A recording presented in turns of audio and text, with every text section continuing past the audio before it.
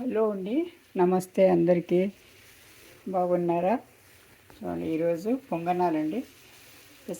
పెసలు మొలకెత్తించిన పెసలు అనమాట. తర్వాత వచ్చి మినపప్పు, కొద్దిగా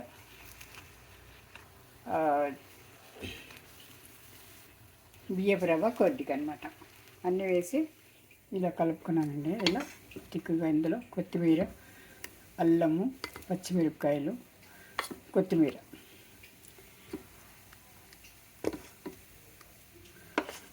ఎల్లుల్లిపాయలు, కొద్దిగా ఇది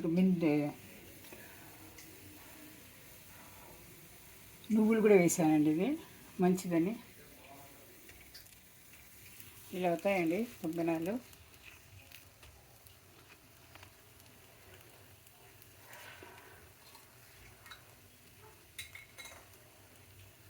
దీనికి అల్లము, మిర్చితో కారం అండి ఇది.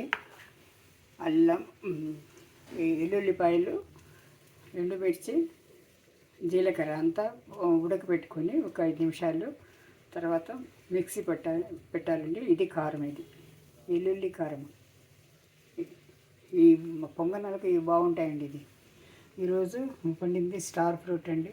అలాగే సీతాఫలం పండు కూడా పండైపోయింది, చెట్లోనే పండయింది. ఈరోజు మా బ్రేక్ఫాస్ట్.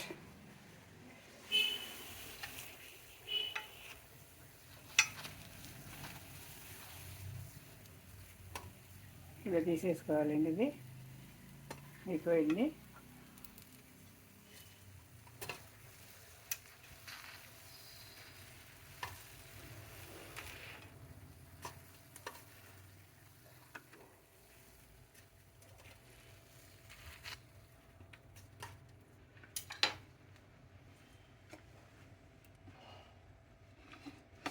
ముందు బ్రష్తో ఇలా చేసేసుకొని అంతా ఆయిల్ కొద్దిగా స్ప్రెడ్ చేసుకోవాలండి.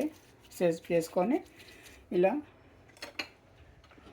మనం పొంగనాలు వేసుకోవాలన్నమాట. ఇలా ఒక వాయిలో 7 ఉంటుంది.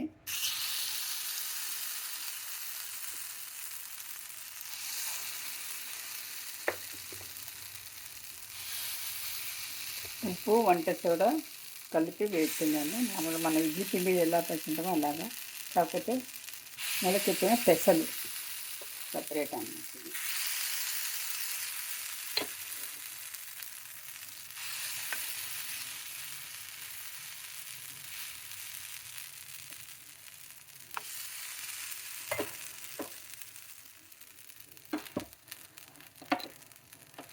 చుట్టూ ఆయిల్ కొద్దిగా స్ప్రెడ్ చేసుకోవాలండి. అంతే, మనకు వచ్చిన అవసరం లేదు. ఇప్పుడు మూత పెట్టి ఒక 5 నిమిషాలు వేగనివ్వాలన్నమాట. మళ్ళీ తర్వాత తిప్పుకొని ఒక 2 నిమిషాల నుంచి తీసేయాలి. అంతే, అయిపోతుందండి. ఇది పొంగనాలండి, వేడి వేడి పొంగనాలు బ్రేక్ఫాస్ట్కు రెడీ. ఇదండి పొంగనాలు.